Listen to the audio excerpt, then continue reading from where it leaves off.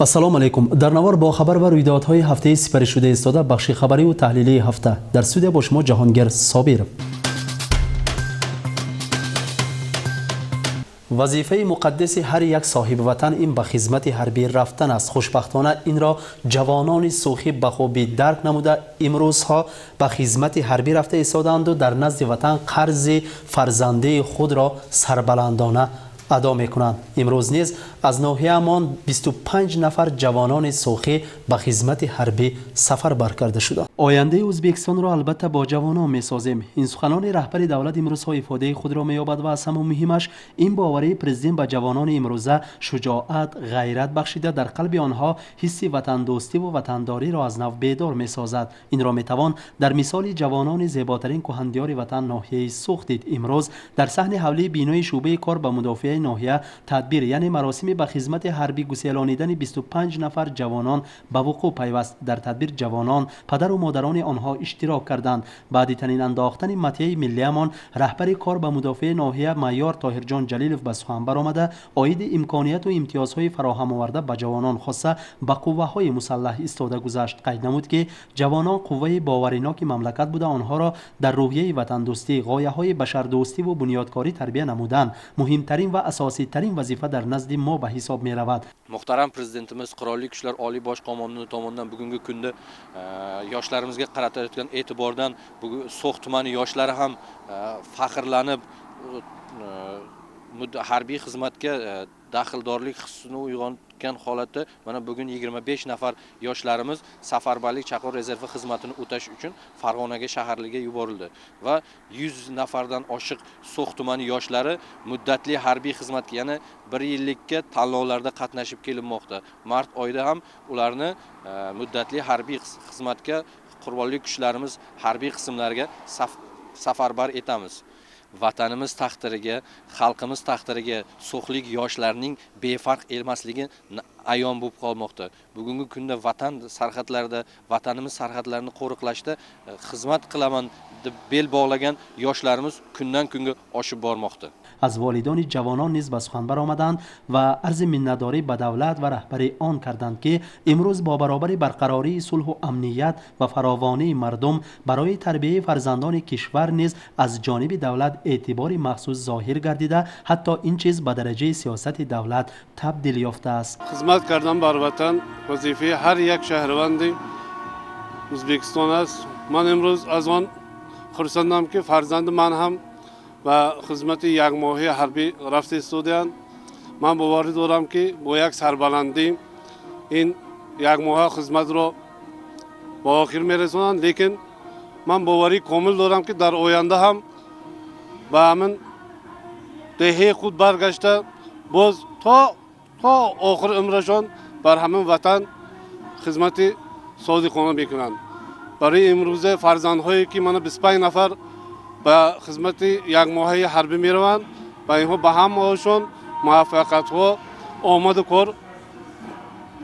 تمنا دارم. واقعا به خدمت حربی رفتن قرض فرزنده خیش را در نزد وطن ادا نمودن فرزند برای هر یک پدر و مادر حس افتخار می بخشد. در تدبیر دستور کنسرتی نیز نمایش داده شد و تا دیر رقص و خرسندی کردن آنها. از چهره و سخنان جوانان هنگام صحبت احساس نمودیم که در دل آنها مهر و محبت نسبت وطن عزیز خلق معظم جوش میزند. من امروز ما با سفربری حربی یک ماه رفته ایستادیم. البته این هر یک مردهای یعنی نه فقط مردهای جوانهای سوخ زمین یا که تمام ریسپوبلیک اساس وظیفه‌اش ما همون وظیفه از صدق وجدان با آخر رسوندن به حرکت میکنیم. باز یک جهت اهمیتناکش در آن بود که از جانب شعبه کار به مدافع ناحیه اتوبوس تشکیل کرده شد و جوانان تحت رهبری وکیلان شعبه مذکور بعد انجام دستور کنسرتی در زیر دعای پدر و مادران راه سوی مرکز ولایت گرفتند و بعد یک ماه با سربلندی باز به ناحیه برمیگردند و من بعد نیز برای خلق و وطن خدمت خواهند کرد. قبول گردیدن کودکس نوی انداز نه فقط برای شهروندان بلکه برای صاحبکاران یعنی تدبیرکاران نیز قلعه‌ها امتیازهای زیادی را فراهم آورد. دایر به این موضوع در دوام این هفته در تالار مجلس‌های حاکمیت ناحیه جمع آمد برگزار گردیده بود. حالا در همین خصوص نقل میکنیم. معلوم است که پیشتر در ساحه انداز برای شهروندان خاصه تدبیرکاران امکانیت و امتیازها موجود نبود. با کدام یک تدبیرکار صحبت نکنید از مجبوریت‌های انداز شکایت می‌کرد. با تشبث پرزیدنت مملکت کانسپسی نوی انداز قبول گردیده موافق آن برای تدبیرکاران قلایهای زیاد فراهم آورده شد. این امتیازها در رشد ساحه صاحبکاری در ازبکستان اهمیت مهم کسب نمود. باز یک جهت مهمش در آن است که کانسپسی نوی انداز در جلب نمودن اینوسترها به ازبکستان عامل مهم می‌گردد. در تالار مجلس‌های حاکمیت ناحیه سمینار انداز در موضوع کانسپسی نوی انداز و امتیازهای برای تدبیرکاران فراهم آورده شده گذشت که در آنجا با برابر وکیلان شعبه انداز ناحیه صاحبکاران از هر محله‌های ناحیه اشتراک کردند. در سمینار خادمان شعبه انداز ناحیه عاید انداز نو امتیاز و امکانیت‌های فراهم آورده به تدبیرکاران فهمانیده دادند. با تدبیرکاران در این سال البته امتیازها به نهایت امتیازهای کلان داده شد. با مثال بریم تدبیرکارهای یک تدبیرکار میگویم آنها قطعی سالق انداز قطعی سپاریدن آنها در سال 2019 مثال 300,000 سوم بود. حالا از 25% مقدارشون کم کرده شده با سوم 200,000 سوم میسپارند. 100,000 کم شد، 25% کم کرده شد. البته این با تدبیرکارای ما یک قلعه امکانات کلان اعتراف باید کرد که امروز تدبیرکار امکانیت‌های زیادی را صاحب است و برای فعالیت آنها کسی دخالت نمی‌کند و سد راه آنها نمی‌گردد. زیرا تدبیرکاری این یکی از عامل‌های رشد مملکت از جهت اقتصادی به شمار می‌رود. از کانسپسی نوی انداز و امتیازهای فراهم آورده تدبیرکاران نیز خیلی شاد گشته من بعد بهره رواج دادن فعالیت خود وعده دادند. منم امروز در تشکیل کردگی سمینار دولت سالق اندازما اشتراک کردیم. به نهایت مهم چیزها را آموختیم و ما معقول گشت. محترم پرزیدنت ما منت داره اظهار میکنیم. در ساحه خواجگی قشلاق چه امتیاز آفریده شد؟ در منم امروز در سمینار اشتراک کردیم. در ساحه قشلاق خواجگی امسال 2020 سال به محترم پرزیدنت ما به نهایت اندازه کم شده است. ما به همین خرسندیم.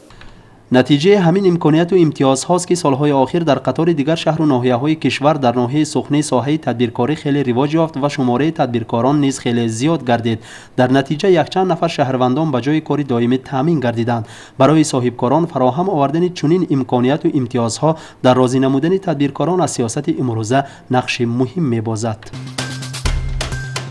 یکی از عامل‌های مهم سالمگردانی محیط معنوی این شهروندان خاصه جوانان را از تأثیر غایه‌های بیرونه نگاه داشته میباشد. آنها را در راه راست غایه‌های بشردوستی، وطن دوستی تربیه نمودن لازم است. تحت این موضوع در خانه مدنیت ناحیه در دوام هفته تدبیر برگزار گردید و در آن نمایندگان معروف دین نیز اشتراک نمودند. حالا در همین خصوص ماوراءالنهر وقتی این نام را در مملکت‌های غرب به زبان می‌آورند در پیش نظر آنها وطن علم و معرفت، مرکز دینی مبین اسلام و زادگاه یکچند نابغگان عالم شمول جلوه‌گر می‌شود. واقعاً این سرزمین هولدمانند عالمان عالم شمول را در آغوش خود پروریده است که آنها در همه ساحه‌های علم و معرفت و دین مبین اسلام به عالمان عالم حق استازی دارند و تا این دم نام آنها ورد زبان مردم عالم و اثرهای نادر آنها مورد آموزش عالمیان قرار گرفته است.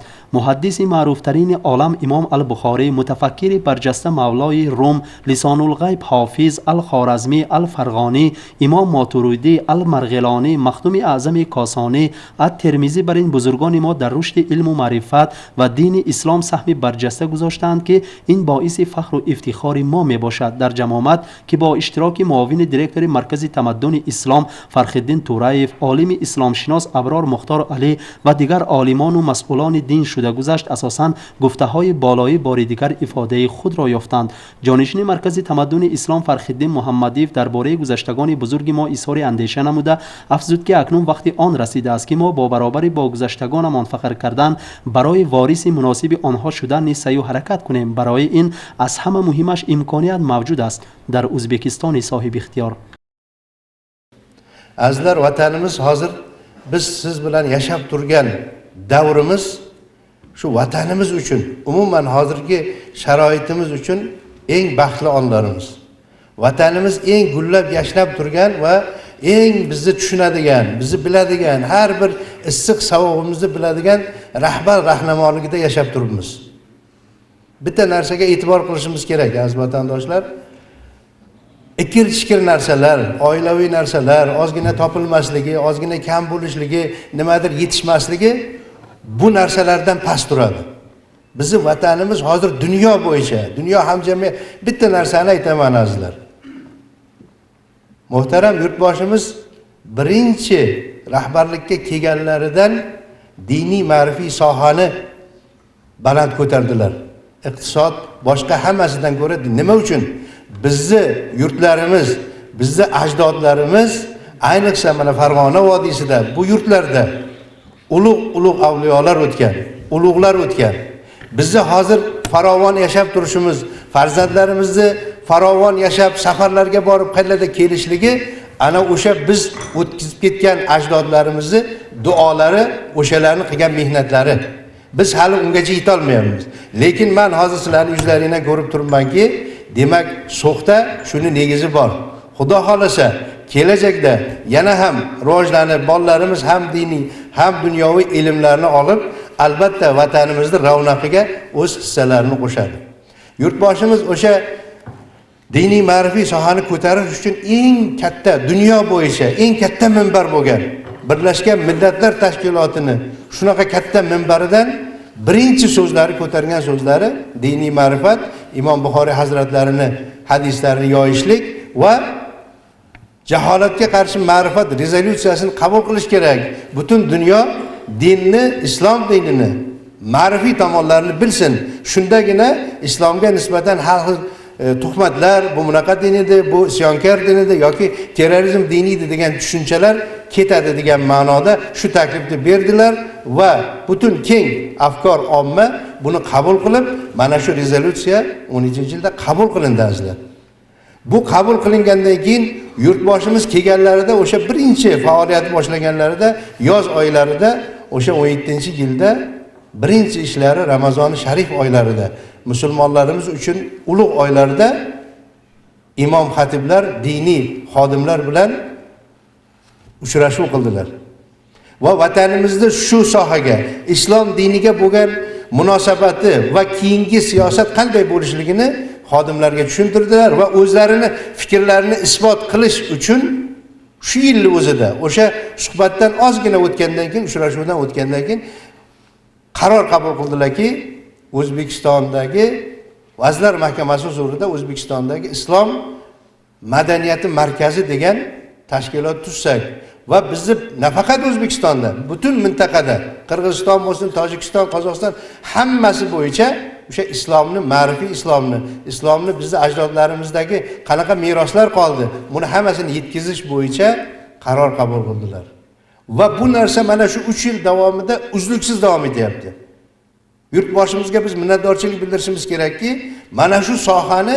uzluksiz xayollarda ushlab turibdi. Shu yilni o'zida, o'sha 17-yil o'zida, sentyabr oyida kelganlarida, qurilishni boshlaganlarida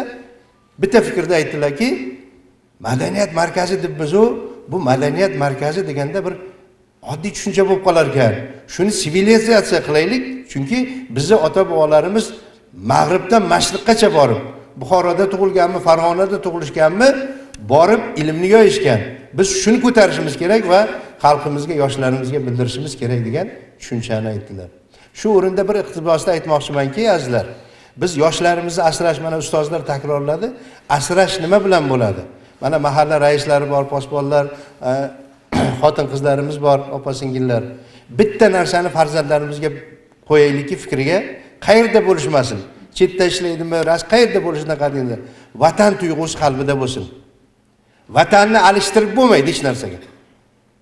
Vatan shu vatanda tug'ilib, shu vatanda tuproq qoni, kindik qoni to'kildimi, buni alishtirib bo'lmaydi.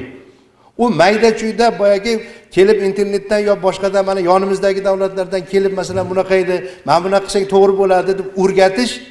bizga yot bo'ladi. Nima uchun? Buni men isbotlab beramanki, mana hozirgi dunyoda islom ulamolari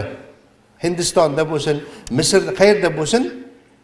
o'qiyotgan narsasini sizga javob berishini,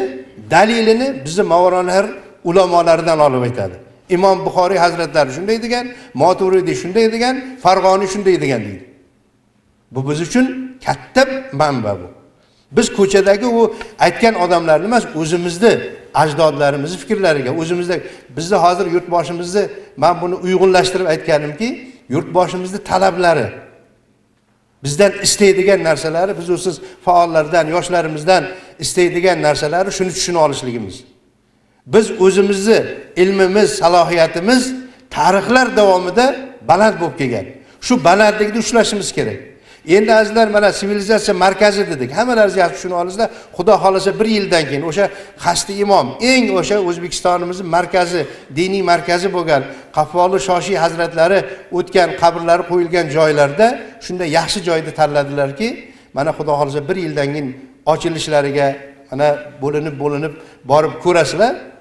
Juda katta narsa bo'ladi. O'sha markazga kirgan har bir fuqaro, o'zimiz fuqaro bo'lsin, xorijiy fuqaro bo'lsin, bizni yurtimizdan chiqqan ajdodlarni qilib ketgan ilmiy, ma'naviy meroslarini, asarlari bilan bevosita tanishib, shu bir joyni o'zida tasavvur hosil qilib chiqadi. Va tasavvur hosil qilgandan keyin agar mabodo birontasiga qizilib, masalan Farg'onaga borib men buni ko'rmoqchiman desa, ana keyin uni o'sha turizm o'zini qo'mitasi bilan olib borib ziyorat turizmini o'tkazadi. Lekin bizning maqsadimiz, yurtboshimiz maqsadlari shu Toshkentdagi eng katta shunaqa markaz bo'ladi. Buni siz mahobatini albatta Toshkentga ziyoratga borsanglar, ko'ringlar, juda katta joyda qilinyapti va katta ahamiyatga ega. Buni hammasi biz siz uchun qilyapmiz. Bitta narsani yoshlarimizga, mana sizlar bilan shu uchrashgandan foydalanib aytaman, yoshlarimizga bitta narsani tushuntiraylikki, vatan tuyg'usini bilaylik. Mayli biz hozir So'x tumanimiz o'ralgandir, bitta yo'l, yaxshilikka umid qilaylik. Mo'min, musulmon odamlarni afzallik tomoni boshqa din vakillaridan umidli insonlar, niyatni yaxshi qilish kerak. Xudo xolasa, mana yaqinda yo'llar ochilib, kengayib, yurtboshimiz bor, rahbarlar bor, hammasi yaxshi bo'ladi degan tushuncha bilan yashashimiz kerak. Insonni umrini agar solishtirib qo'ysak, aziz vatandoshlar, aslini olganda, o'sha to ulg'ayishi boshqa, o'zi 20 yil yo 25 yil umr ko'radi odam. Haqiqiy yashash o'zi yo 20 yil yo 25 yil qoladi. Chunki yoshlikdan o'qiydi, bog'chaga boradi, uni bitiradi, o'qishni bitiradi, uylanadi, bola chaqa, orada juda vaqt kam qoladi. Shu umrda bizni, sizni chekkamizga mana shunday vatanda, gullagan joyda yashashlik tushibdimi? Biz buni to'g'ri qabul qilib, fikrlarimizni, tafakkurlarimizni, nimani buning uchun aytayapman? Mana hozir shu bitta tumanning o'zida 10 tami 11 ta dedilar, masjid bor ekan. Jami masjid. Bu azizlar, bu katta narsa juda. Buni qadriga yetishimiz kerak. Masjid bo'lishligi, masjid bir mahallani oldida bo'lishligi yoki bir joyda markazda shuncha bo'lishligi, bu yaratgan egamni nuri bu.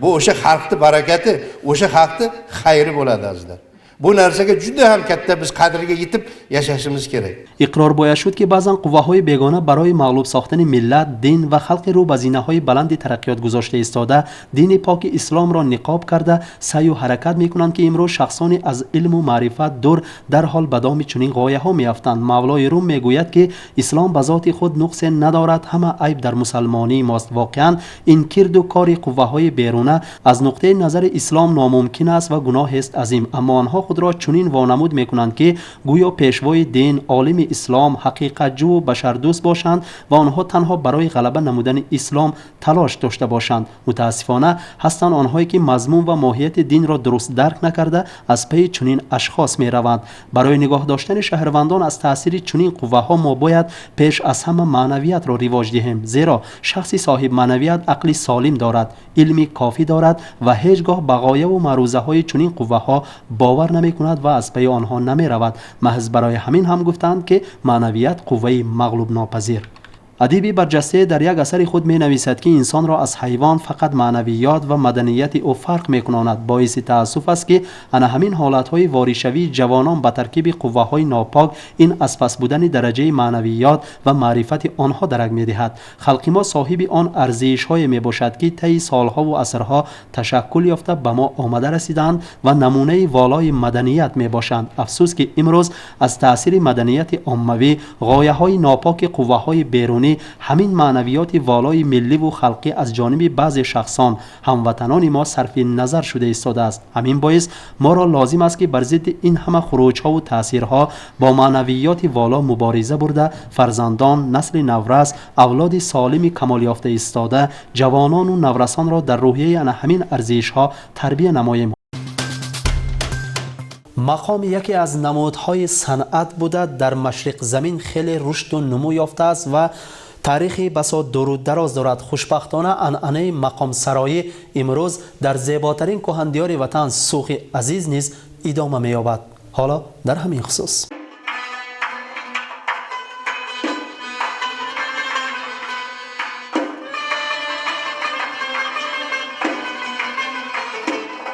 موسیقی زبان آزاد هنرمند است و هنرمند میتواند توسط آن رازهای نهان و درد دل شکسته‌اش را آشکار کند و خویش را از درد فارغ سازد. تاریخ پیدایش مقام با مردم شرق وابسته بوده تا حال ادامه می‌یابد و خاصه با تشبث پرزیدنت شوکت میرزیویف باز هم رشد و نمو یافت. فستیوال بین الخلقی مقام در شهر سبز گذرانیده شده. در آن مقام سرایان مشهور عالم اشتراک کردند. واقعا در ازبکستان برای پاس داشتن و آموختن میراث بای گذشتگان دقت و اعتبار مخصوص ظاهر می‌گردد. با تشبث مدیر شعبه مدنیت ناحیه الهام عبدالمجیدوف نیز در خانه مدنیت ناحیه مکتب مقام سرایی ادامه می‌یابد که در آن هوسکاران از مقام سرایان نامی سوخ سر و اسرار این نمود صنعت را می‌آموزند.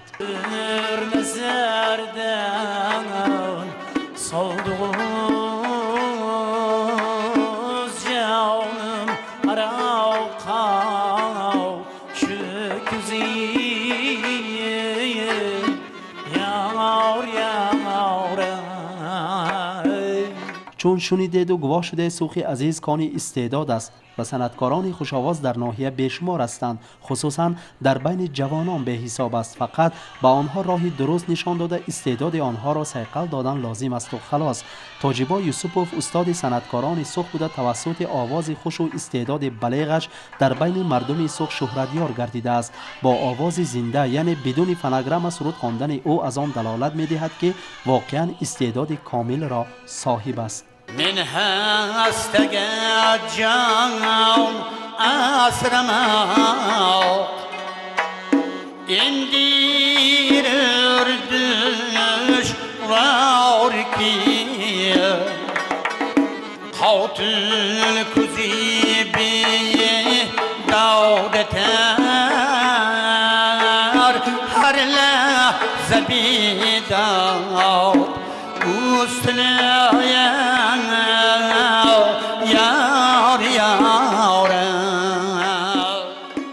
گذرانیدن شام مقام در ناحیه بنفشه گرفته شده است و امروز مقام سرایان ناحیه برای آن تیاری دیده ایستادند.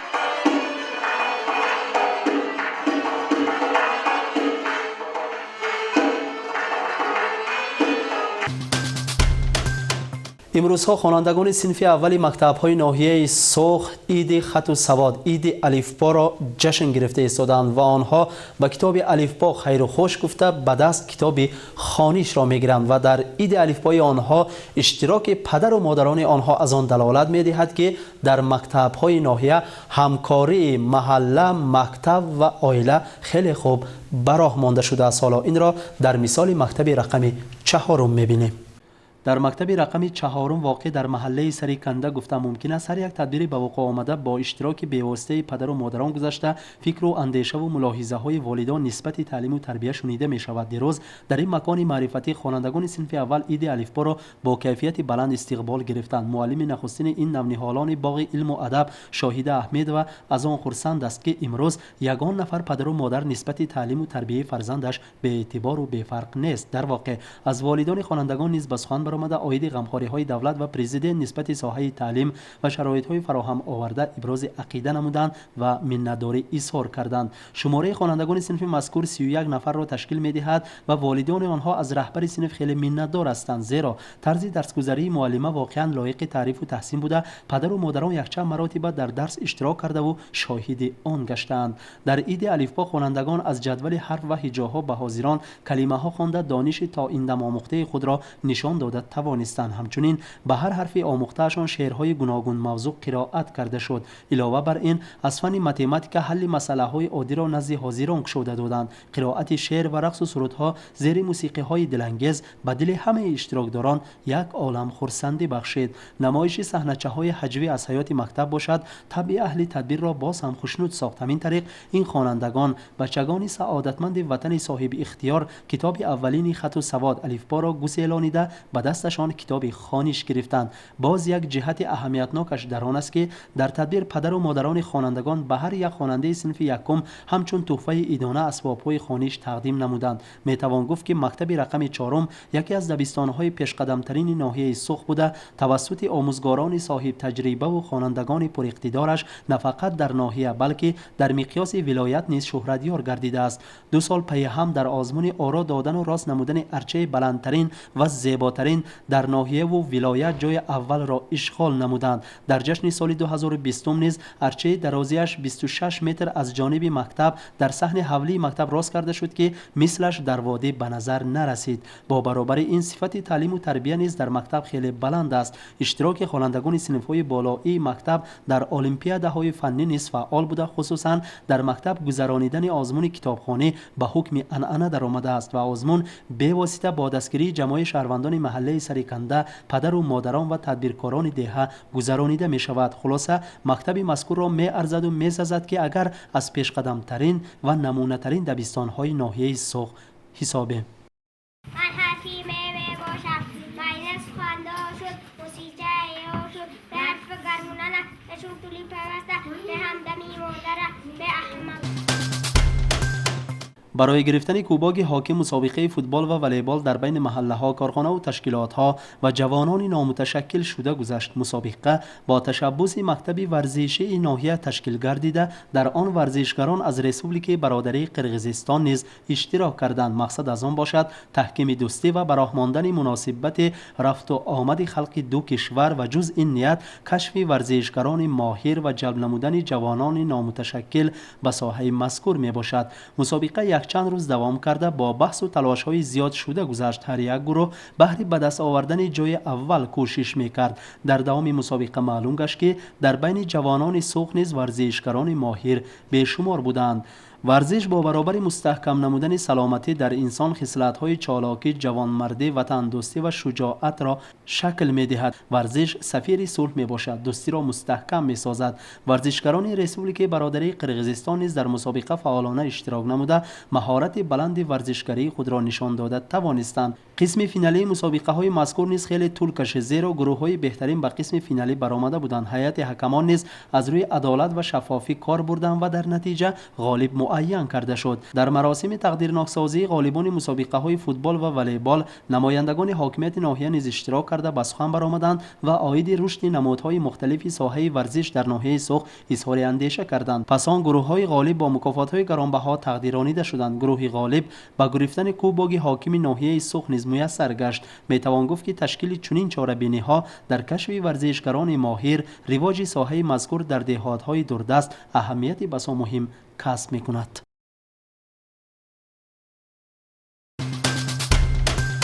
شما با خبر و رویدادهای هفته سپری شده ایستاده که در مقیاس ناحیه‌مان رخ داده است توسط بخش خبری و تحلیلی هفته شناس گشتید و در همین جا به بخش خبری و تحلیلی انجام می‌بخشیم. خیر سلامت باشید و با برنامه‌های تلویزیونی سوخ بمانید.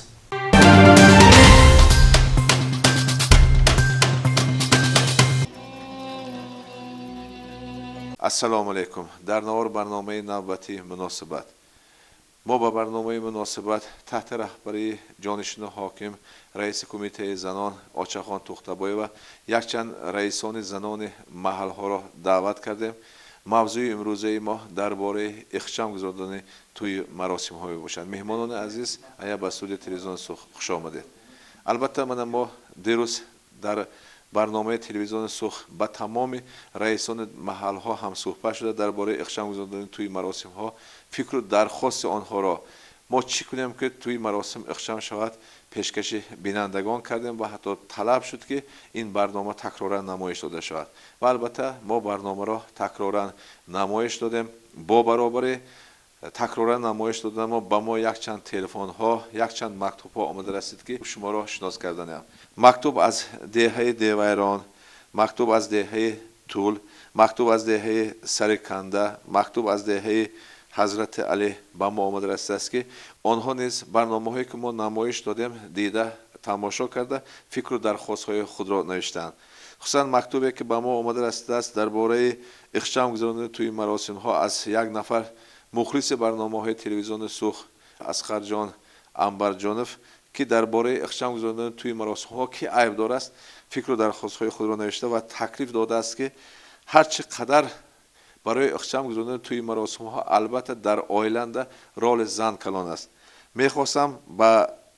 رئیسان زنان محل ها جانشین حاکم هم صحبت شده پیشکش میکرده تا که همون ثبات کنه و دیگر چیزها یک کورپای و دیگر چیزها کنه از بین برداشته شود و حیات زنهای ناحیه ما هم به مانند حیات زنهای دیگر کشورها همه خیلی خوش رو گذرد. گفتن رسیدن البته بازم در اینجا معمای اساسی در با اماما هم صحبت شدن اومد برای پیش گرفتن این همه مسئول بودن ما ذکر است. مکتوب که از دهه طول آمده است و آدم هم همه خیلی درباره پخش برنامه ها در دهه طول آنقدر نقض نبودنش نوشته است و همه خیلی فکر و درخواست را خودش را گفته است که با حالت نقض نباشد هم دوره صحبت دوره که ما گذراندیم برای رئیسان محل تماشا کرده است و وای آدم اکوی حکم جان فامیلشون نوشتن همه خیلی نوشتن که خیلی خوب صحبت نقض گشت اما بعضی رئیسان با ترس و هراس جواب دادن. بنابراین بینندگان عزیز ما انتظار فکر و درخواست های شما هستیم و آیا چخان سوال اولین میدادگی من با شما که من درباره اخشام گذراندن توی مراسم ها من فکر همدیانان را شنیدید مکتوبی که با ما آمده است من با واسطه پشت این را دیدید یک چند بار هر یک سال ما در هر یک محله ها در تومان حاکملگی مرکزشنده همون توی و مراسم های اخشام کرده گذراندن کمیسیه ها تشکیل کردگی من یک چند بارا مجلس ها می گذراندیم رفته توی های می داشتیم من دوره صحبت ها می کردیم لیکن ای طرف دولت هیچ یک قانون نبرامدگی بدن نتیجندش دائمی با ویران شوی می شد. من پرزیدنت ها من با راهبریشان عالی مجلس قانونچیlik پلاتش کنگشش عالی مجلس سنات کنگشش قشمه قرار قبول کرده شید در اساس قشمه قرار نظام قبول کرده شید من یکم ینور کوچ به در آمد من هر یک محله ها مونده همین قلب قوتلمش کرده هم به نهایت خورسندی که این قبول کرده به تیزی محله ها ده جمع آمده گذراندن من مردها و علاهیده زنها و علاهیده موافق قرار در یک روز گذرانده میشد من همه اینا به یک دیلی قبول کردن همه تدبیرایی که همون عائله خفه نمیشدگی عائلوی تنتنه خیش تبارای قبول میکنن هر یک همون کوچنگی هاشون همون خورسندی هاشون در یک روز گذرانده به روز دوم هیچ یک مراسم ویش گذراندن داشته شید من حاضر یک تا نمونه کرده همین سری کندن ده گذرانده شید همین سری کنده یا چاره تدبیرش قریب که همه محله ها قلب قوتلمش کردن من ای ساحت ای سحر سر کرده در توی ختنه کوشش مال سبزی ریزه کنانی بعد این همون آش میتیان مرکه میتیان همون مرکش ساعت 3 گذرانده میشود همه خیش تبارو همون روز رفته اشتراک کرده گذرانده به همین تمام کرسادیان من یک کمیم شده همین توی مراسم های اخشام شدگیش به 1 ینور همین قانون برآمدگی قلب قوتلمش کرده یک تا محله متخصصمون همین در عمل اجرا کرد خودش نشان داد محله و لیکن پسرش در نتیجه چاشیدن جریمه کرده شد. من حاضر موافق همون قرار سنت تومان حاکم قرارشان برآمدگی در اساس همین اشچی گروه تشکیل کرده شدگی اشچی گروه من 22 تا ای تومان باشد اگری هر یک محله های رئیسش و محله متخصصا اشچی گروه هنده اعضا به غرض این هر یک محله هانده همون ترتیبی توی مراسم اخچام کرده گذراندن به اشتی گروه تشکیل کرده شدگی توی مراسم اخچام گذرانش به همون اشتی گروه دائمی نظارت کردنش در کار. به غرض این همون محله که اگر توی مراسم میگذراندگی باشد همون عائلوی تدبیر میگذراندگی باشد البته یک هفته پیشکی به محله مراجعت میکند. محله شرطنامه بلانکه تشکیل کرده شدگی همون شرطنامه در اساساً همون معیارای همون ترتیبی مرکه گذراندن عکس کرده هوا دیده در اساس هوا قول مونده میگذراند. محله این اساسی نظارت میکردگیش محله دپوتاتش، محله خادماش، اوچسک ناظرش اگر ترتیب ویران شده موند 3 خیلی جریمه جاری کرده شدگی. یکمین بار اگر ترتیب ویران کند 10 مینیمال اکلت یعنی 2,300,000. دویم بار اگر ترتیب ویران کند 30 مینیمال اکلت 6,500,000. سوم بار اگر ترتیب ویران کند 50 مینیمال اکلت. در محله شما توی شده گذشت. البته من با واسه تلفن این چیزا با من یا دو کس پارت افتاد تماشا کردم با واسه اینترنت. خیلی خوشرو، زیبا، اخچام گذرانده شدگی. و من فکرتون در همین باره چقدر قبول کرد صاحب توی نقص قبول کردن خرسان شدن. من روز روکشانه مبلغی صرف میکردگم من یانم بمون هیچ 10 میلیون من فایده دیدم. رحمت پریزیدنتم و همه شما همه محله های فعالاش و رحمت گفته من نداری صد کرد. همه خرسان. خود از طرف خدا آمده که زنها در مورد همه انانه‌های خنک هسته. من یک دیوایرانه آدم با من همه سوال داد. اکوی فرخاد یک صنعتکار نامی توی رفته من اشتراک کردم. زنها نخواد که همه خیلی صنعتکاری که از شهر تاشکند آمده تماشا نکنند. فقط با همون وافل حتی یک تا وافل کاغذدار میشه دست کنم من نمیدونم چیزا همون وافل یک تا زاید روادگر همون وافل با کاغذ شکسته داد تقسیم کرده اینا تو گفته تقسیم کردن همون قدر پسکش شدن ما گفتن حتی یری انقاق میگیم ما دسترخوان برای وظیفه کردن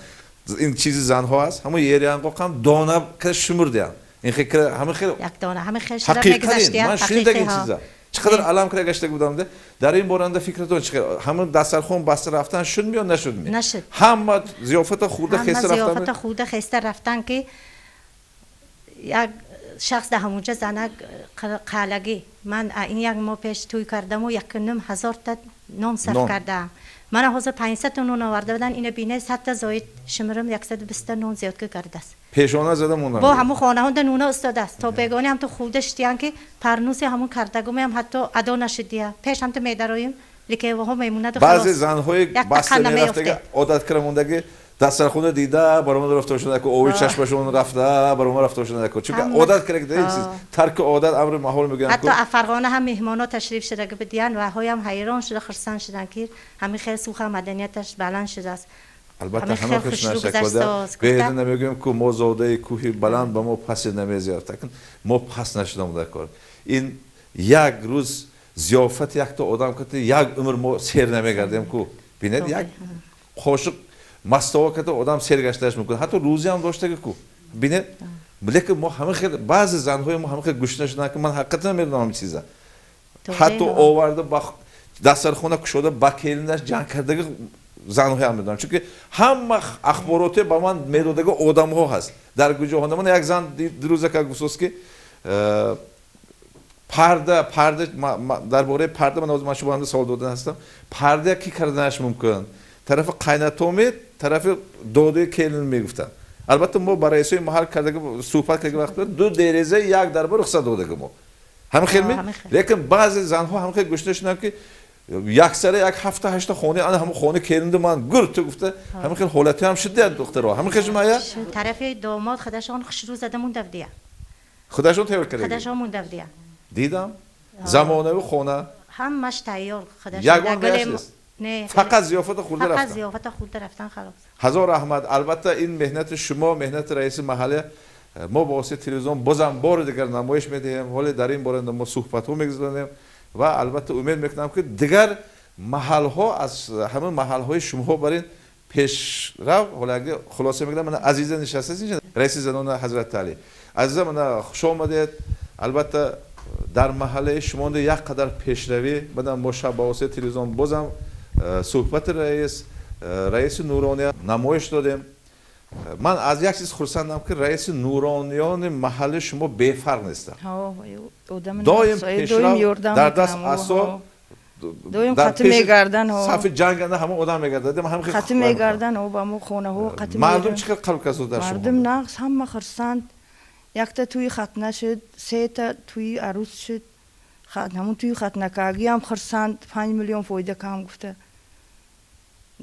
یک روز شد تا خدمم که ایلن گرفتم خدمم فایده کردم جوی 1000 تا نون با 500 تا برفت توی نمونه شد همون قراره وای کدوم دیگه در زنگه چیکار شد؟ مونده حقیقتا ده یک تا مراسم شدن 3 روزنده در روی محکم کردن من 4 روزه کرده در قلب کرده گوشون همه صحبای خونه‌شون هم خرسان مو هیچ کس گیرونده موندگمونه امام خط پویم در اومده نکن نه گیرتون گفتن دخترشون هم نموندم گیرونده پرده گیرستن و زنها هیچ پرده شکش نمیشه انداخته خود کینوتئاتر بود تماشا کردن و هیچ نشد که نگیرست هیچ که هم تا سکن خفیانه گیرستن ملوهای هم رفته جنگ کرستودن مو خودمو تست قرآن خواننده استودم هیچ که همه خفیانه دل خودش که گیرسته استودن این موضوع نقض برداشتید البته دیروز تکلیف افتید ایوچه خود شما همچون رئیس با تنظیم انداختن توی مراسم هستید در مابین مردان هم کیف گرفتن هستید در مونده قطار شده رفته هم کف گرفتن در شهران دکم مدرون استالونش تا قرآن خونه میرم ما هم همین چیزا کن از بین برداشتم دکو اینا البته در موضوعهای آینده من با امام که هم صحبت شدن هستم با جوانو هم صحبت شدن هستم با شفاکورا هم صحبت شدن هستم همین خیلی موضوعها در پیشنه بسیار همین چیزا از بین برداشتم دکو همین اگر من یک آدم من با گفته بود که از خاطرم نمیاد ما صاحب تازیه دختر رفته کفتش گرفته یک تاش نشناخته و هم پدر و مادران مردگی گفته تنده کنه اگر این آدم پدر و مادر زنده بس گیره کسی که آدم دشنام کرده برآمد رفته است تیره دو برآمد رفته است همین خیلی حالت رو دیکن آیا همین چیزا با ما هیچ نمیزیده کارو از دور تماشا کرده جدا شرم آور خنده آور با اینترنت موتور نمی‌آمد چیزا اگه این یک وقتو بدگی آدم گیره کردنش ممکن در کدام وقت قدر پدر مادر در وقت زندگیش نرسیدنش بگیره کردنش نکن برای چی من در زندگیش این به یگان چیز نکردم که گیره کردنش نکن هم خیلی در گریه کردم ممکن در وقت‌های معین من با مادرم برای چی در یک شیشته یک به چای خود صحبت نکردم با پدرم صحبت نکردم قدر پدرم ندانستم گفته با مول پولکو داوود توز که آوره شده همون کاره نکردم که گریه کردنش میکن لیکن آنهایی که امروز پدر در نوهای مونده این خیلی آدم‌ها نیستن من مثلا پدر و مادرشون حج به حتی یک پسر مادرش دستش قبض حج به گرفته برده آورد یک بچه مادرش تاج محل به هندوستان برده آورده که میدونم در آینده ارمان از وای نگیرسه توی تدام بشه دکن همین خیلی نمی چون که در زندگیش بوده مادرش در هندوستان پاییز رفتهش من با واسه تلویزیون تماشا کردم چیزا ببینید یک زن سوخه در هندوستان تاج محل نگشته است در زندگی کردن نکرده بعد پس از گذشتن این همش خود نمایش دیده بنابراین البته این دستگیری کردن در کنش میاد همون زنها رفته کف گرفته این خیلی گریه کردن همین چیزا هم انانه‌های خلوده شما گفتید که حاضر زنها ویرون میکند چیز بیشتر زنها میکند مردها مردها کاغذ کریه نکه شما و مکتوب آمده است و واسطه مکتوبتون نکن اگر حاضر مونده بیشتر مردها کار میکنن یا عرصیه پلکره میبیون نکن کار کرده زنکو به گفت مردکو هیچ کار کنه میتوند هیچ کسنده خودش پل زوید که زنهای کارش کمتر خودش کره نمیتوند مردها پل نتیه زنها سوتم کره نمیتوند و چیزی زوید که توی عروس بکردیم نمیتوند درغی هم تین گفته خودشون اکن چید بکش در مردکویو بیشتر کار در مردکو پل نتیان اگجوفته میکنیم مها شرط قرض گرفته کنه دم همون پله همون مردکو دانش در کار قرضه برای مغازن بدودن برای هوای مردکو یک ریزگی محکم استن سواد کنه هایم گم میشد و مویم اکن قپن جریمه و میگردونم محکم داشتن در کار محکم میدونم و حرکت میکنم این مکتوب و گپ آدمو بدل شما سخت اساس لیکن حقیقتا ویران کسی تو ما محکم میستم زن ها اکن برای همون زنکو مردکو بازم پل نتیام منم مو زنکوی محکم قبده روح به انداخته میتونم البته رئیس محله امروز بیدار همه بیدار جماعتچی که بسیار حتی تلفن کسی من از با تلفن نمره مور افسوس آدمو تلفن میکند مرحمت مسلمان در محله شما عروس شد خود شما عروس کرده اون من چیکار گذاشت محله مهنده روی همون قانون نفت تدبیر نمونه بکده خدام توی گذروندم نقص کده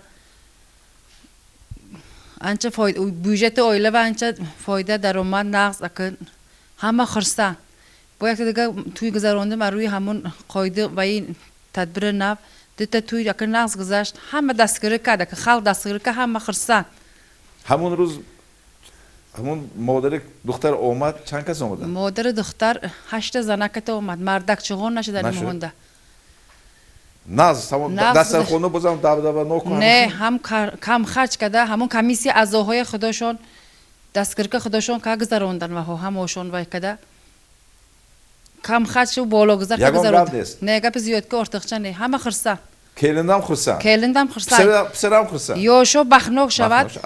رحمت من سباخون در محله شما رئیس زنان نیستن متخصص شده کار کسید من شب اکوی زنزم همه خیلی سوال دادم عموما محله قلم یکی از محله های پیشرفت چون که اهلگره هست در محله قلنده از ازل همین خیلی میفهمیم ما امروز آدمو چه کار کسید دیدم همین روسی توی پسر گذرونده استودم اکن من دیدم هر دو خدا هر طرفم خرسم مثل روی آنم تدبیر حاضر شده گمو جای کربیت همون 10 تگه همشه کردیم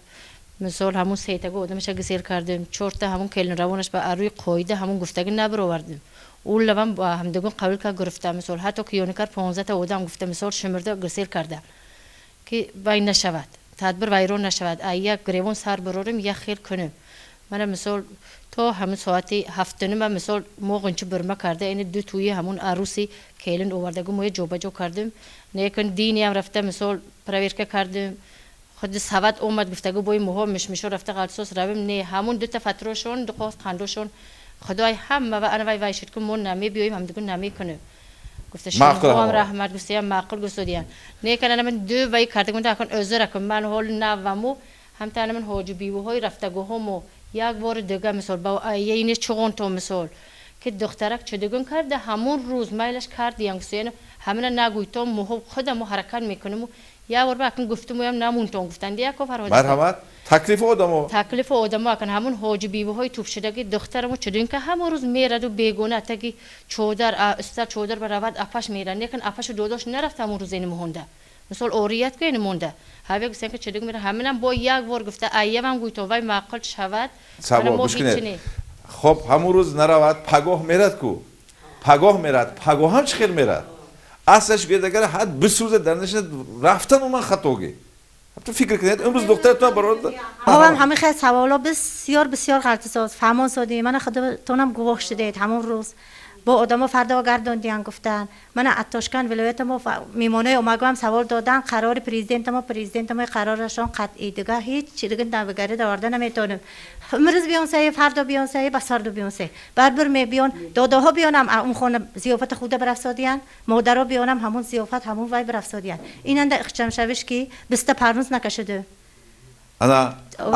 دبناک همون چیزهای نمیشدگی قیمت بهاهای نکشیدم فقط همون پرنوس هر خیلی کشیدم همه هوای قبول کرده شد کو 4 تا پرنوستون به چه رقم میبرود و بس خیلی پرنوسی و اون دبناک با خودشیدین بسیار میبرود البته این تکلیف داسادیه نیکن به همه نسخ ساده همه برم همه با شادی خرسن شدی نه هم مادرشون میرن دیدن نونه گرفته دیدم میرن همون دسترخوان انداختگی همون یک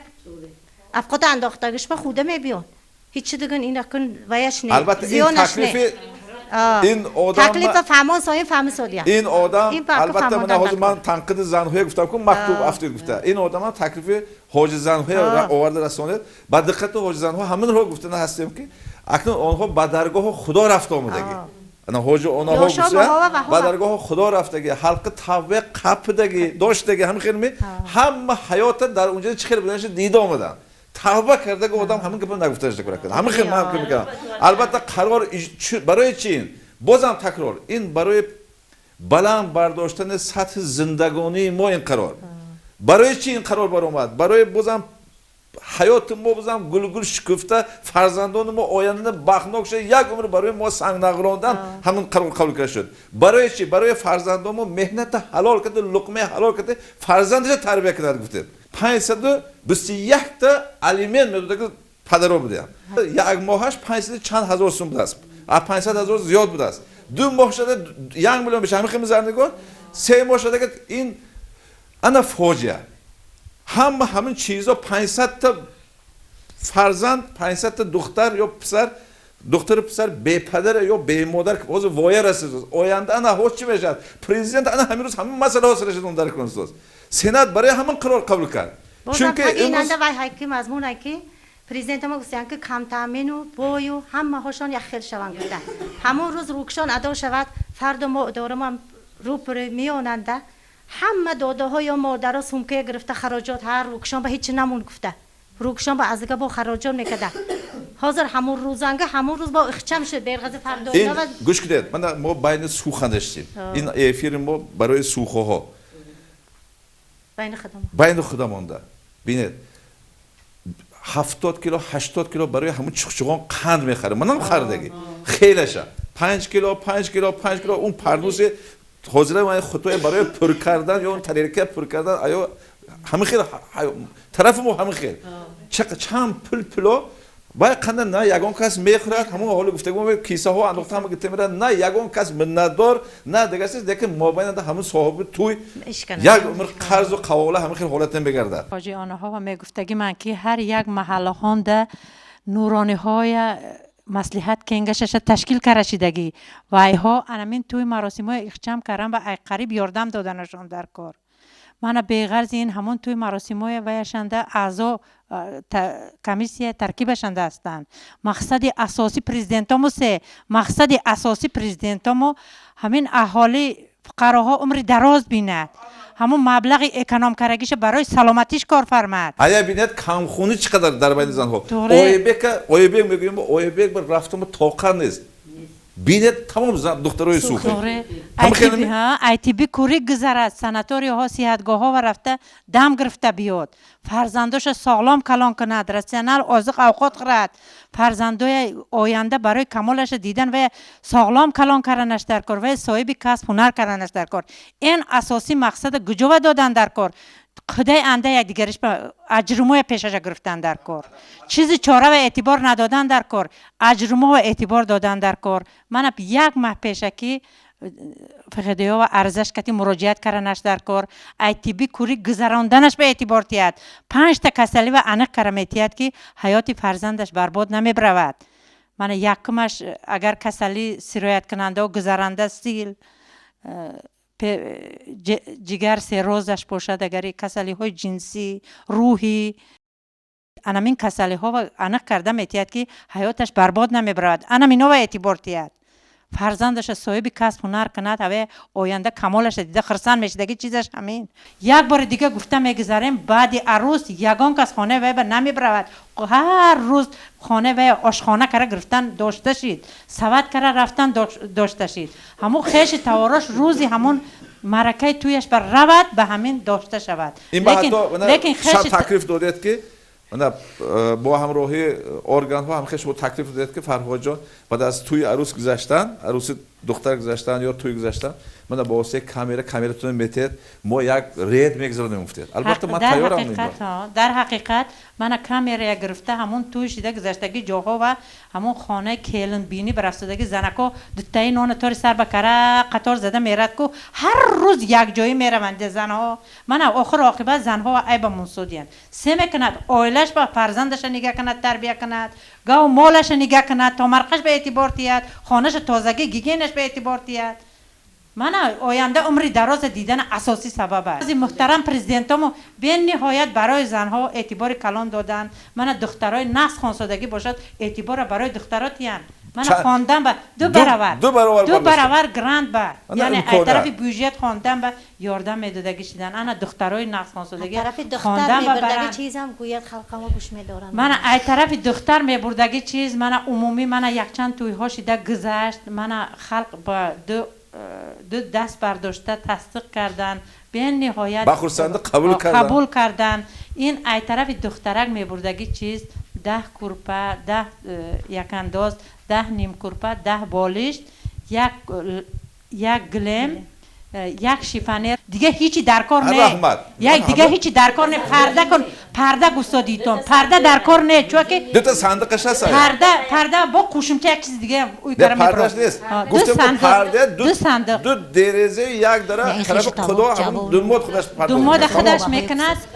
دو تا صندوق به همین دیگه چون که همین خیلی حالتو آمده رسید که آیا در حقیقت من همین جاری شد من ای طرف دخترکم الیمنت دادن قانونا دهی اگر رو دو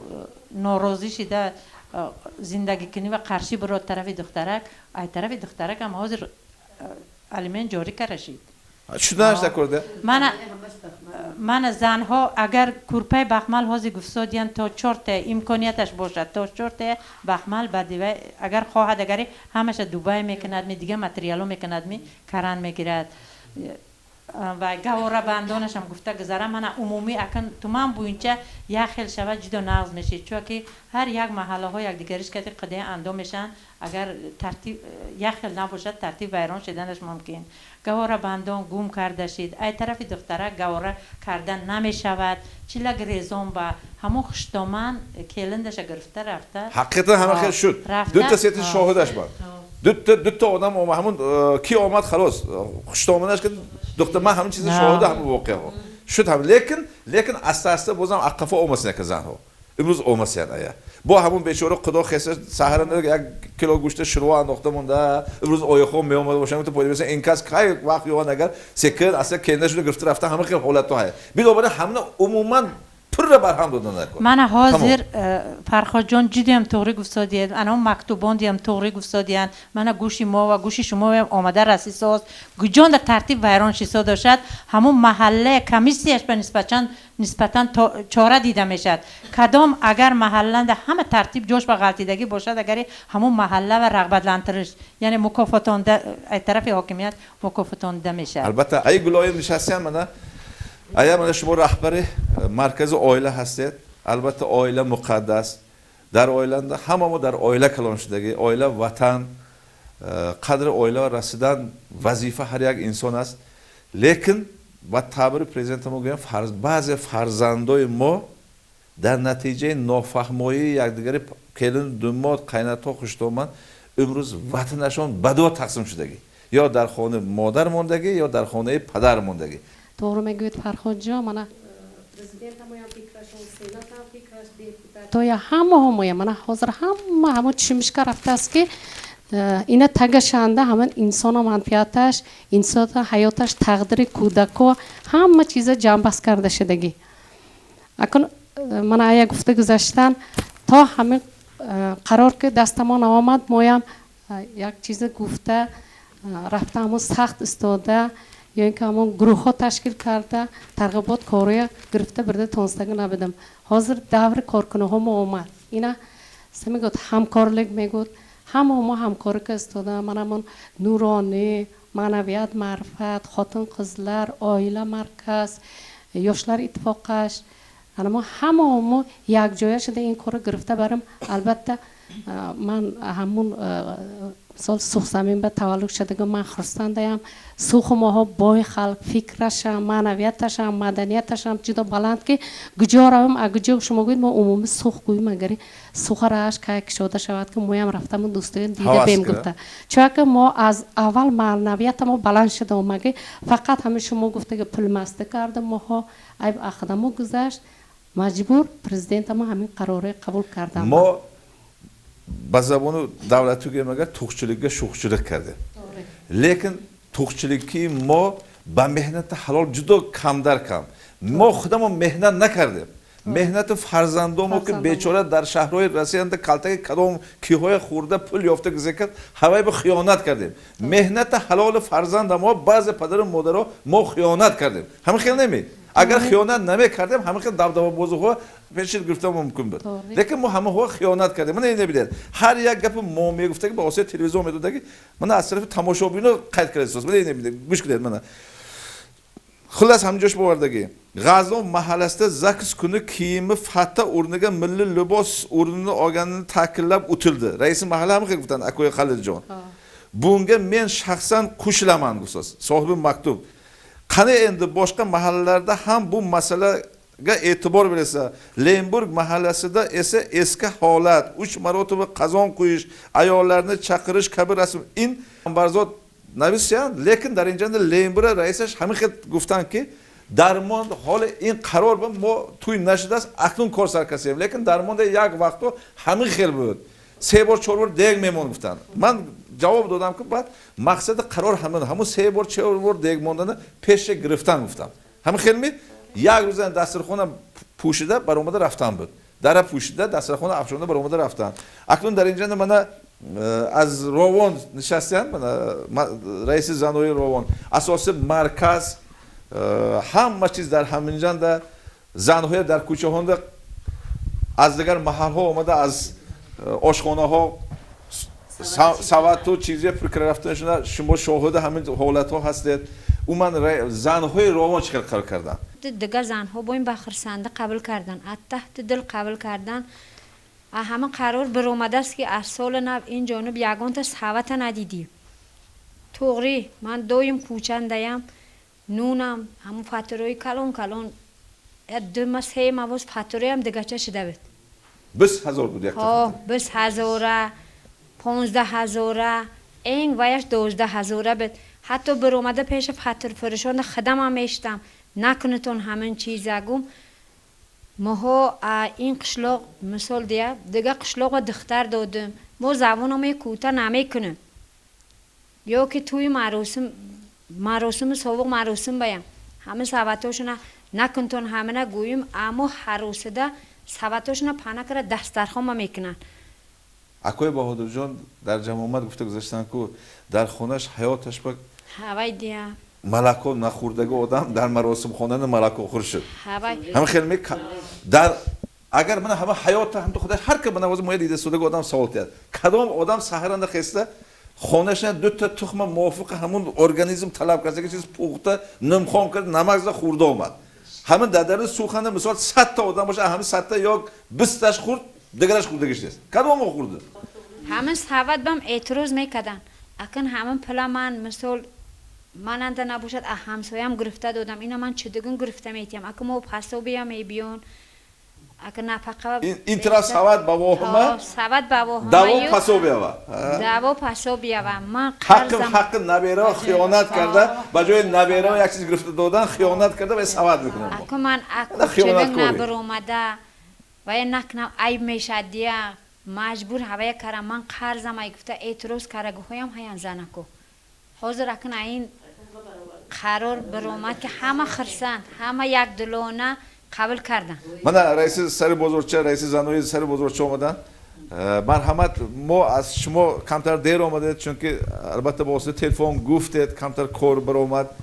کارم درباره گذراندن توی مراسم همه خودم نبینم بچه‌ش من نبینم من توقع نمیکنم گفتید البته تشکر شما چی گفتن هستید درباره همین توی مراسم محل سر بازارچه چه کار کردن مقصد اساسی ما این برای نیک و احوالی زیست و زندگانی همین خلق سوخ هموی بالا برداشتن مقصد اساسی همان همین البته دیمش من تا همین جا هر دایم همین مجلسایی که به زنها میگذراندیم با مردها میگذراندیم اما این وای نمیگشت نتیجهش نبود شبانه هم برده همین چیزی که مثال سواتش قند و قرص همین طرف کلند دوماد باشد با یکدیگر شبانه هم برده میدادن حاضر این قرار که من پرزیدنتمون مراجعت نامشون برآمد همه خلق به فکرم با یک دیلانه دستگیری کرده من حرکت کردم که در محله ها ما هم همین خیلی کار گذرانم و من فقط یک چیز به ویم حیات که همین دفن و مراسم به تا همین 50 کس 60 کس که وای ها سر و لباسی ویم نمی پوشن ازوی هم نمی دارن همین فوتا تقسیم میکردن رولان آورده فوتا تقسیم میکردن خیر ما زنهای گپ زنم مردکای هم 50 کس 40 کس 30 کس همین خیلی قطارک استاده دواره های وای میکردن من بسیار خرسند شدم که همین پرزیدنت همون بعد مراجعت وای ها همه یک دلانه تصدیق کرد من دیگه جاهای مرا طرف قزل قیاق شرق آباد من رفته دیدم همه خیلی فقط گیره و بگیره نمیشد بربر همو میسوزم پدر و مادرمون مثال و همو و میسوزم یارو دوستا و لیکن فقط گیره کرده تسبیح گذراندنشو ندیدم یگان کس آواز نبرود همین سوخی موهایم پوچلیچک نگیرن مثال این نقصه همین سوخی مانده من چند جا میرم کلیشوشو نمیپوشن همین وای زمستون برف هم باشد درن همین زمین انده پوچلیچک همین گیروگیری و پروپری میکنن همین را گم کنن دویمش با یک خیلی دیگه خاراکتر همین سوخی های مانده که وقتی که کنار گرفتن 7 پشت اولادی و یا پدر و مادرش قینت و خشتومنش دو در خواهرش چند تا که مردگی باشد هوای تا نگون همین همین داشته میستن گوش کرده که من همون مردگی هم گم گفته همین هم گم کنه و خودش یک چیزش مثال مردگی آهرش توده ما شرط نیست و یا مثال 7 پشت اولادی و میشناسمی نمیشناسمی و یا گفتنمون شرط نیست همین هایم امیانه مثال گرم هست صبر میلش کنار گرد هست صبر تیاد گفته گذشته روانم زنکای ما همین میشد کو همین اکنون من همه خیلی حرکت کسیم معلومه همه خیلی حرکت کسیم که به طور امروز تمام اسباب اسکناهای زمانه در مانده هست همون یگان مراسم مرگ پنهانه با واسطه شمها همون یگان من عاده من میکروفون هایی که هست در مانده همش تا 100 متر 200 متر همه خیلی زن هایی که برآور کرده گفته که اولادش همون یک گرفته مایلش کادرش نمایش ندهیم هم آواز هایی با واسطه تلویزیون مونده نمایش گوش داروندن با چون که یک گوش دارن که خنده آور همه خیلی منم بعضی حالتونده گوش داشته میشنم بالای فلانچی و دادر پسمادانچی و فلانچی خواهرش و پسمادانچی انتش گفته حالا هم نگفته همه که گفته که اتش پدر زنده بود است تیره داد است وای طرفش تو پدر من زنده تو مرد گوشه گفته خرک برام رفته است ببینید همه خیلی شرمندگی حالتو مونده بسیاری این چیزا این نافهمایی ها همش ما بدعت ها از کدام کی ها با ما آمده راسته همه در وقت های آخرین حالا گفتیم که ما اوج دادیم ریشش با آب ریختیم پاره انداختیم دیگر کردیم بینید حاضر من یک گپ نقص شد همه حالا گفتم من پسابیه برای کی داده میشه برای کی داده میشه برای فرزند برای چی داده میشه تا 2 سالگیشه همه یک خورانه برای چی داده میشه برای سالم کردن فرزند لیکن من همه حالتی میشنم دخترها همه خیلی میگن همین محبت است من پسابی وایش تور کسی هم همه گرام مگر من سونه پل سبکت کورد که من میتونم ببینید فرزند به مادر خیانت کرد در حقیقت همه خیلی فرزند به پدر خیانت کرد ببینید پرزیدنت بیچاره اکدام جاها و اکدام خزینه ها گرفته برای فرزند ما تیانو ما و گرفته برای فرزند ما خوراندن کودک به فرشته خیانت کرده پل و به کرتا کرده مگر اوه کفن پوشم ناز نمی درباره جدا شدن کردن ما همون کل موسیقی وقت با بازم یک طلبه مونده نکرد پسر با همون وقت تمام طلبه مونده نکرد که این یک تا فرزند انسان باید با گرفتی اکنون تو همه پر مسئولی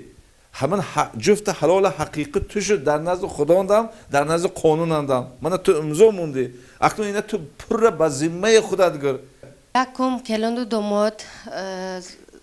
زک شوبه و اومده عریضه دادنش در کار اینم تو 1 ماه پیشکی دادنش در کار کلون دومات خودشان پاسپورتشون گرفته خودشون میبیان مونده یک چیز هست که وای دومات در روسیه 2 هفته پیش میبیاد عریضه میتین نکاح عریضه 1 ماه پیش از توی دادنش در کار نیست دومات و قبول کرده نمیشد میبیان عریضه میتین 1 ماه بعد میبیایتون گفتم ما گسل میکنم تیبی کوریک با یولما میتیم خطی کلن دومات رفته تیبی کوریک میگذرن ما بین 2 هفتنده توی سر میکنن لیکن محله خبرش نیست نمیدوند من محله و محله سپراف که بیار گفته گسل میکنم میبیان محله رئیس خبرش نیست حاضر همین درباره همین نقض گفتید 1 کلون دومادا بیاد محله ها و ما خبرنامه گسل کرسایم خبرنامه ها تشکیل کردگی 1 نسخش محله کلون بیام علاهیده دوماد بیام علاهیده حاضر کرده گسل کرسایم محله رئیسا یا متخصصا 1 نسخش گرفتم گفته قول مونده دوسیان همون چیزا تشکیل کردیم حاضر جواب چی خیلی سوزه کرد از من خبرنامه کسی جواب از طرف اینها چی خیلی سوز گرفتم گفته پرزیدنت ما در این باید با منصیام تونبا یا که همون نسبتا جواب سوز می جواب سوز محله خلاصه ختم کرده دوستایم در خلاصه همه چیزاش نوسته موندگی اخچم کردنی و با زکس با دوتا با بسیاریش دوتا ماشین تشکیل کرده شدگی هوای های هم نوستگی اونجا نه کم خرج کرده من ببینید محله فقرالای yığınıga Özbekistan Respublikası Olim Meclis Konuşup Palatası Kengeşi ve Özbekistan Respublikası Olim Meclis Kengeşi'nin 2019 yıl 13 sentyabrda koşma kararıga birinci ilovaga muvofiq to'ylar, oilaviy tantanalar, maraka va marosimlarni o'tkazish tartibiga solish to'g'risidagi nizomi 18-bandiga muvofiq xabarnoma yuborilmoqda. Albatta rahmat. این پیشروی این چیز برای شما هزارها رحمت من از نام تمام مردمی سو چون که به فرق برای فرزندای خودم و به فرق نبودن شما دلالتش این چیز یعنی نسخه گرفتم گفته که آدم امضا مونده گفتم اگر واقعا نسبت شما جواب داد حقیقتا زرنگو همون فلان چه ما دیدش برآمدم از دکتر گذشت اویلش فلان خانه‌دار شد میشد گفته که اگر همه که جواب همون قانون چه بشه طلا همه که شده اگر سوخشون میشه حاضر اتیبی کوری گذشته میبیان هولنگی کسلی ها بویچه گفتید ملا نکاح خان سوید تا همین چاقه حاضر همین بارندی دین بسیار وایها شد محاکمه اماماکتی زکسه پیشتر تید نمیشد میگفتیان البته این چیز به من وای نیستم چون که اویلا کودکسنده یک ماه و یک روز تصدیق شدگین ازبکستاننده فقط خیانت نکردن در کار یک ماه مهلت دادگی برای کلند و داماد اتیبی کوری گذشته کسلی سلامتی دیگریش فهمیدم با یا دیگریش نقش شناس شدم با دادگی یک ماه سراکش هوای به این چیز با ما پیش از 2 هفته داده نمیشد بعضی زوروانو هسته بعضی آدم ها هست تلفن کرده یک واقعه من خودم شاهد من میدونید همون شما تلفن کرده من فلان چی سپرافکه دادن گر بگفته گفتم به حیات به خیانت نکنه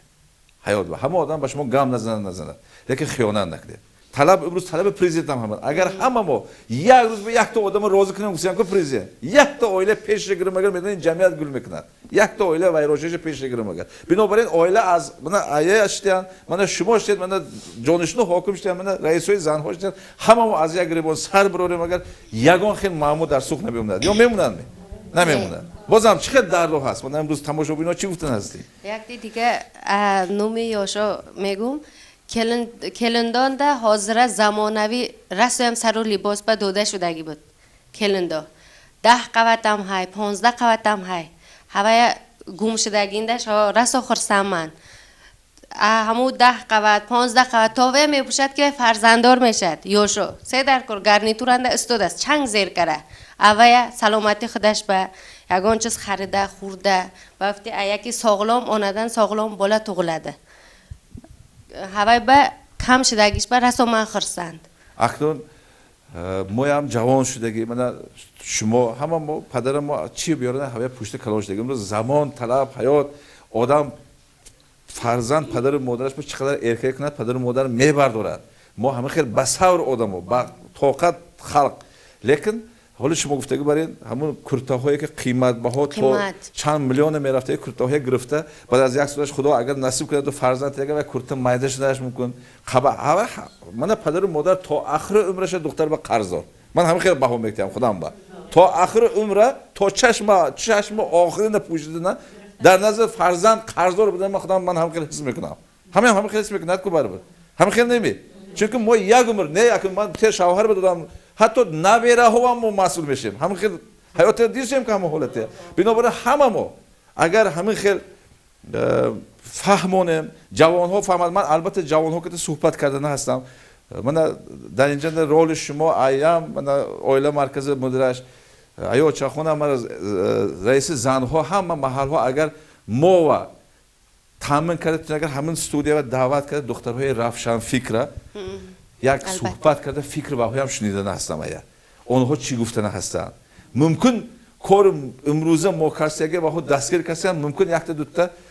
خفا ما نهلت گفته کشته که جوان هم باشن بنابراین من در سرتراش خوندم سر بچه ها شده دوملا گفت جدو نقش شد گفت خوشرو شد گفت ببینید خوشرو شد اگه یک تا چیز به اعتبار گفت همون کامera چه اموشه برآمده ضبط میکنه که گفت هوا هم فرزند سوخ اکوی من دودر شما هوا کلش اهم موشده برآورده ضبط نکنه ما بوده یک چقدر بزنه که کامera چه غلطه ده از دنیا چشم پوشیدش میکنه هم به اعتبار بچه ها همه قدر روشن فکر که شر بخون بنابراین همون حالت البته دستگیری کردن شرط است در محله چشم چقدر قرار کردن این قراره من بعد جاری شدن همین قرارو ما داخل مجلس ها گذراندیم جماعت ها با مردها و با زنها با اشتراکی جانشین حاکم تختبایی و همه این قرار به یخل وای شدن دستگیری کردن خیلی خرسند شدن من بسیار رئیس زنها ایوچه خانم که گذشتن همون قاعده های قرارهای برآمدگی یک روزه همه دستگیری کردن ما در بعد جاری شدن این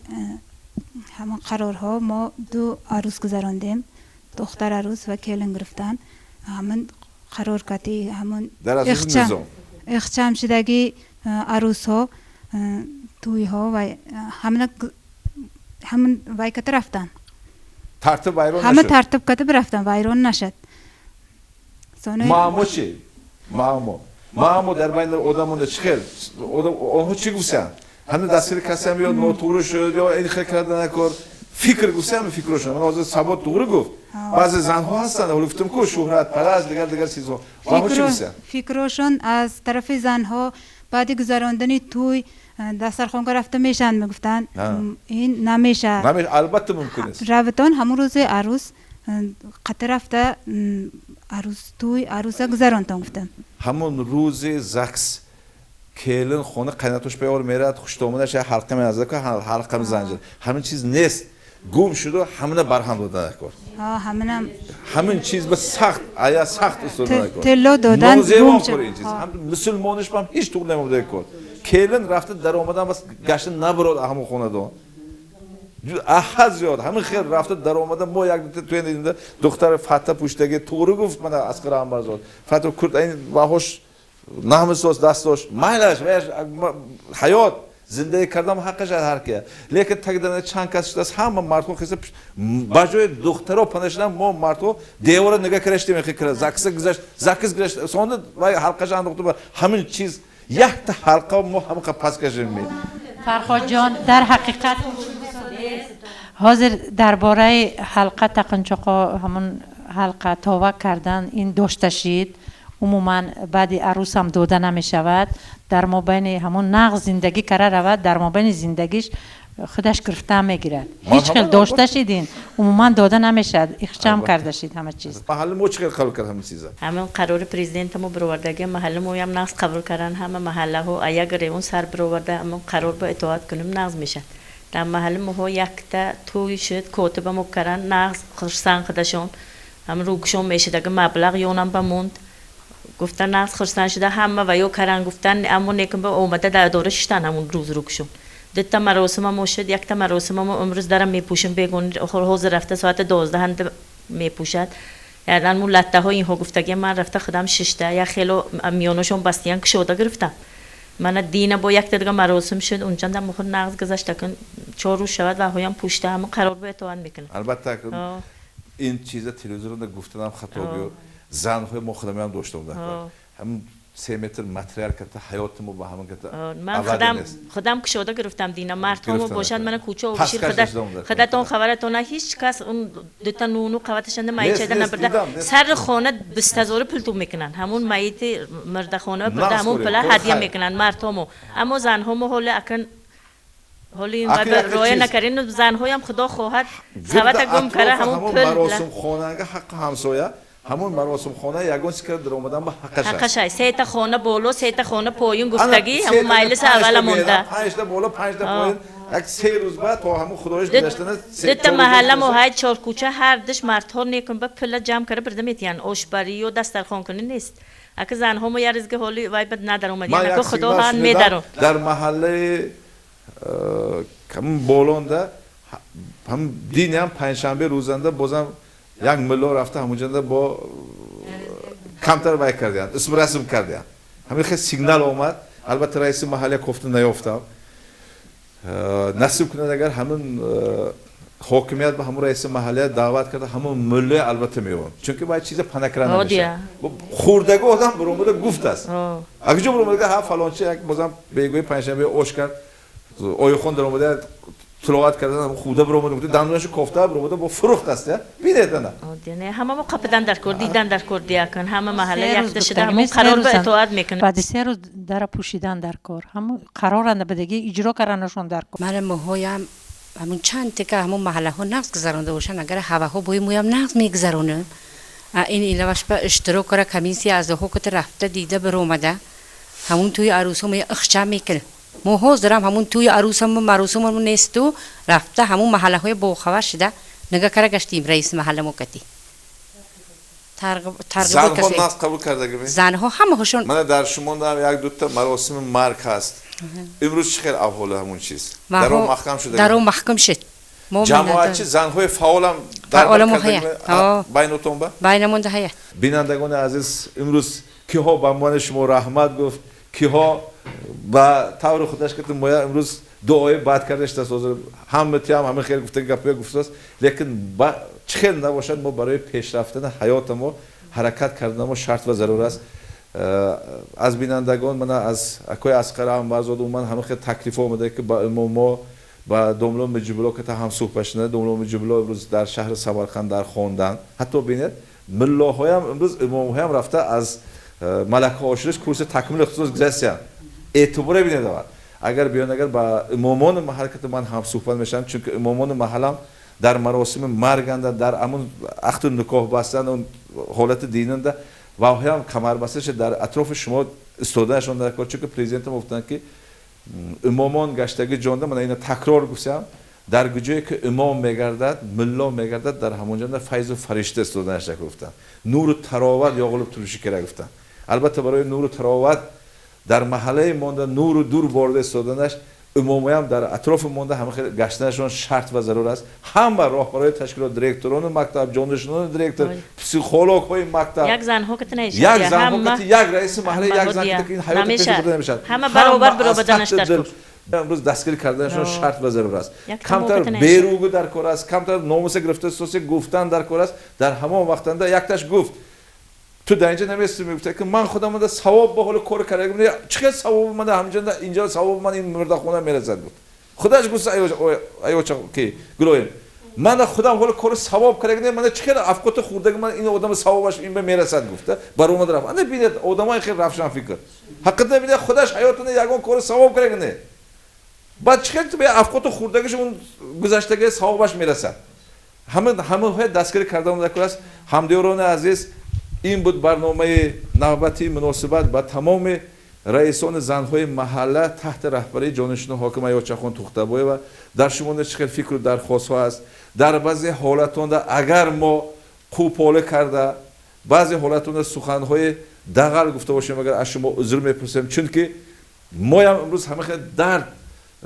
با ما هم آمده رسیده که بعضی بینندگان در کوچه ها گفته بستن اگر تلویزیون سختگیری کنید اگر تلویزیون تنقیح کنید اگر همون کارا پیش روی میشفته البته در امکانیت ها با وسایل اخبار ما از طرف پرزیدنت ما کشوده داده شد حتی پرزیدنت ما من با اونها تعظیم میکنم گفته که فکرشون هیچ از نزد گوشم نمیرد بنابراین منم تیار هستم برای پیشرفت حیات ما برای ترقیات ناحیه سوخ ما هم تلویزیون خودمون تلویزیون هم یک حصه خودمون رو همراه کنیم گفته در شما در چه فکر و درخواست ها است البته با ما نویسید زنگ زنید در کوچه ها داشته مرحمت با ما گوید در اساس فکر و درخواست های شما ما برنامه تهیه کرده پیشکش شما کنیم بازم باقی ها صحبت کردن ممکن است شما امروز کدام درد دل شما را در میکند البته ما تیار هستیم طلبات شما را قانع گرداندن برای صحبت های پرمضمون تشکر زیاد همتون با تنصیحات خاطر جمعی امید میکنم که 2020 سالانه زرنگار یگان خاندان میگوین که حتی خانه چمچق ویران نشود یگان خاندان در ناحیه سوق ویران نشود مادرانی که نصب داده شده مادرانی که امروز از قفای پساب نبیره‌های و فرزنداشون حیات میبرن هوا هم از خدا انصاف طلب میکنن انصاف تیاد با اون هم البته یگان اویله ویران نشود 2022 به جنبش کسی وقتنده در معروضه مراجعت پرزیدنتمون ناحیه سوخ پرزیدنتمون بازا بودشون گرفته که نیاد میکنم تشکر زیاد همونطور پرزیدنتمون ناحیه سوخ پرزیدنتمون بازا بودشون گرفته که